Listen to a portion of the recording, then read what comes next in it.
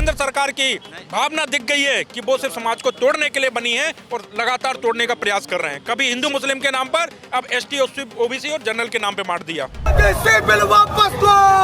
स्वर्ण समाज के सबके साथ सबके विकास में इनके नारे में नहीं आता है क्या? जातियों में बांटना बंद करो।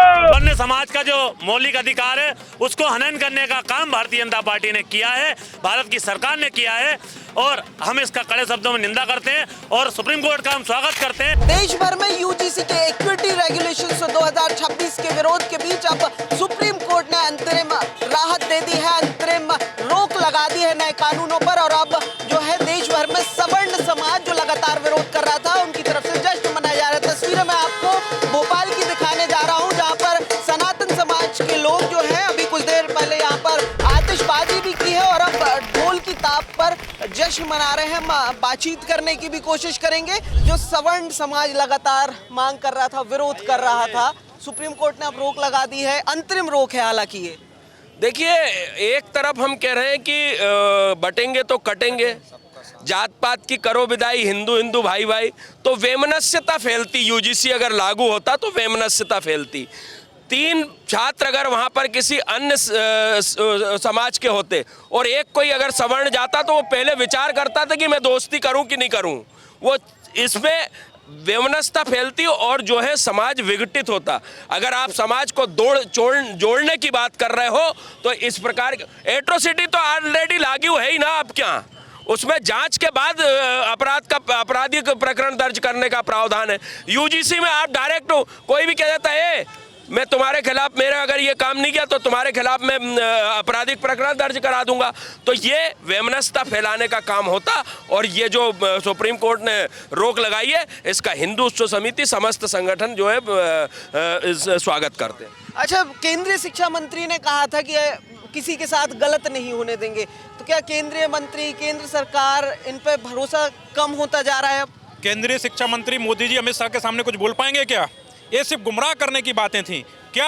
उनने लिखित में कोई प्रक्रिया दायर की कि हम इस पे हम रोक लगाएंगे?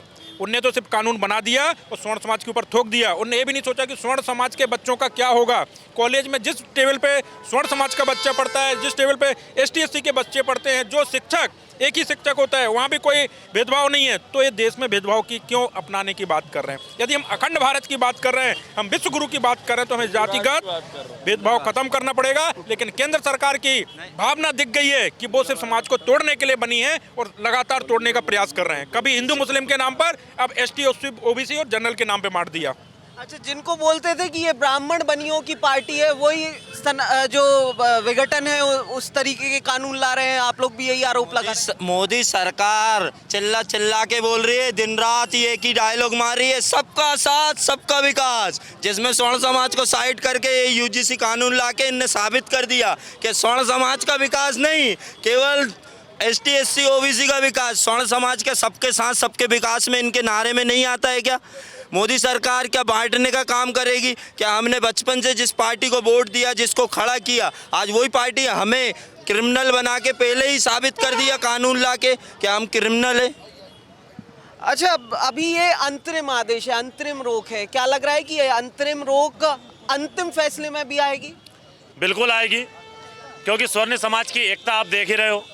आज क्षत्रिय कुल शिरोमणि जिन्होंने भारत के अखंड बनाने के लिए महाराणा प्रताप जी ने अपना बलिदान दिया, आज उनके चरणान बिंदु में हम खड़े होकर के ये स्वर्ण समाज ने दिखाया है। और आने वाले 2028 और 29 के चुनाव में अगर भारतीय जनता पार्टी, भारत सरकार ने ये निर्णय वापस नहीं लिया तो इसको स्पष्ट रूप से हम आईना भी दिखाएंगे।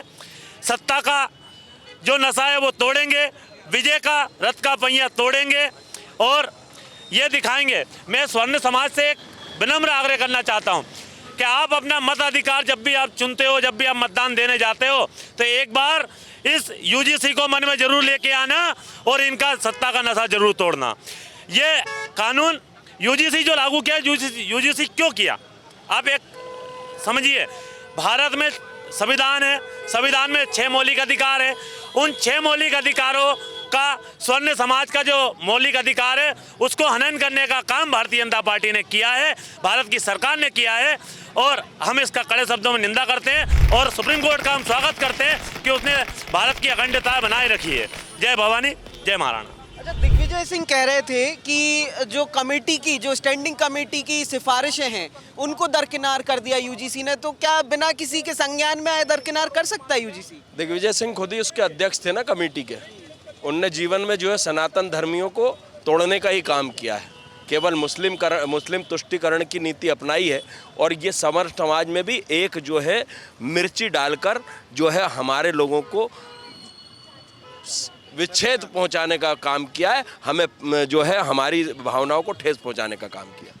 तो एक बार तस्वीरें मैं एक और दिखा देता हूँ। ये तमाम, क्योंकि जो लोग हैं ये जो भी तमाम संगठन हैं उनके एक साथ ये ग्रुप है जिसमें चाहे क्षत्रिय समाज के संगठन की बात करें, हिंदू उत्सव समिति की बात करें और महाराणा प्रताप की जो मूर्ति राजधानी भोपाल के प्रमुख चौराहे पे लगी है, इसी मूर्ति के नीचे जो है ये जश्न मनाया जा रहा है। जश्न के साथ एक चेतावनी भी दी जा रही है। चेतावनी ये कि अगर यूजीसी का ये कानून, जिस पर अभी सुप्रीम कोर्ट ने आगामी आदेश तक अंतरिम रोक लगाई है, इस आदेश को अगर केंद्र सरकार वापस नहीं लेती है तो एक बड़ा आंदोलन करने की भी यहाँ पर चेतावनी जो है तमाम जो हिंदूवादी संगठन हैं और खास करके सवर्ण के जो संगठन हैं उनकी तरफ से दिया गया है। प्रखर जैन, द प्रेस हिंदी, भोपाल।